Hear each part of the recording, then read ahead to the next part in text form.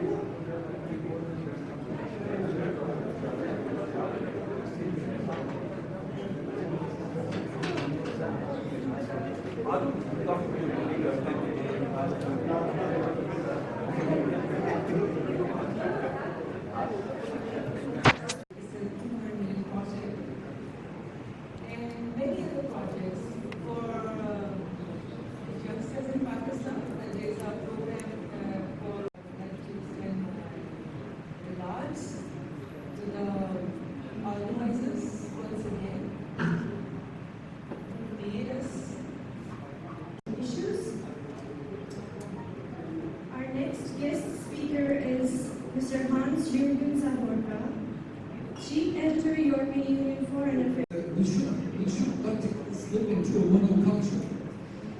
I think 3/4 of all exports of Pakistan to the European Union are in the textile and garment. Know that, and I do not know if it's really enough to have a relay station about Pakistan tourism here, and from time to time. Here on behalf of respected Shah Mahmood Qureshi from Berger Town, please come on the stage.